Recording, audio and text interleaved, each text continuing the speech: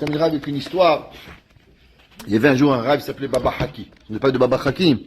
Baba Haki, c'était le frère de Baba Saleh. Et il était chez lui, et chez lui à la maison, il n'y avait jamais de temps pour recevoir une bracha. Lui, les gens venaient le matin, l'après-midi, le soir. C'était comme ça, vraiment balagan.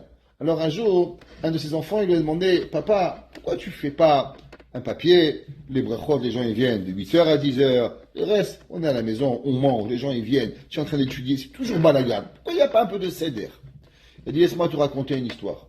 Il dit, un jour, j'avais 9 ans. 9 ans. J'étais en train de jouer au football. Au Maroc, il jouait, jeune enfant, pas mal, il était pas mal, il était en train de jouer.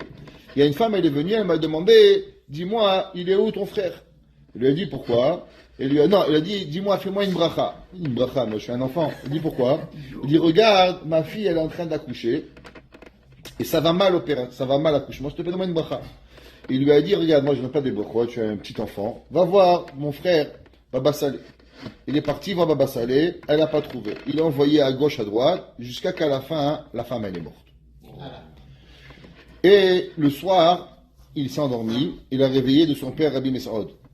Quand il est réveillé de son Rabbi Mesaod, il lui a dit, regarde, Bémet, Urut doit mourir. Pourquoi? Parce que la Torah a dit, Al tiye birkat kala be'enecha. Al tiye birkat idiot kala be'enecha. T'as demandé une bracha, tu as refusé. Et maintenant, Akadosh Baruch Hu, il est très fâché contre toi et te rend responsable de la mort de cette femme-là. T'as demandé une bracha, faut donner une bracha. Maintenant, regarde, j'ai prié Akadosh Baruch Hu et j'ai fait un pacte avec Akadosh Baruch Hu.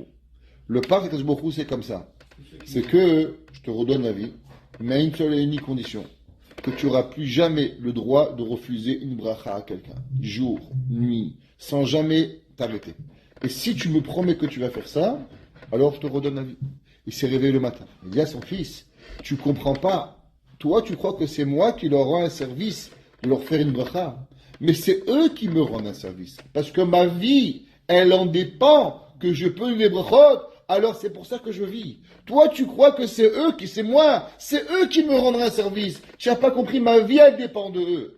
Ça, c'est comment la personne, elle a un koar. Mais à la place de prendre ce koar et d'écraser les gens, il n'avait pas 50 gabaïm. Il y a des gens, ils connaissent rien, ils savent rien, ils sont rien, et ils ont un gabaï. Et s'il a le malheur de leur dire un mot sur eux, ils t'appellent et ils t'insultent. Mais en vérité, les vrais tzadikim, ils mettent leur chorma, ils mettent leur savoir, ils mettent leur kedusha au service de l'humanité pour qu'Akadosh Baruch Hu, du fait que Hachem leur a donné, alors ils redonnent, et c'est eux, Behemet. Ça, c'est les tzadikim, amitiim qu'on allait. C'est pour ça qu'il y a les coutumes chez les chassidim, que les admourim, ils allaient dans toutes les villes. Pourquoi les admourim, ils restent pas chez eux et les gens y viennent? Pourquoi les admourim, ils venaient dans toutes les villes? Ils se sentaient responsables qu'Akadosh Baruch Hu, il leur a donné une tova de bracha, alors ils voulaient être mashpia et donner sur toutes les communautés qu'il y avait, et c'est pour ça que la coutume chassidique, que les admourim, ils vont au Canada, en Amérique. Pourquoi?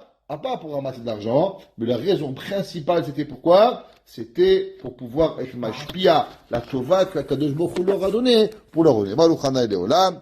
Amen et Amen.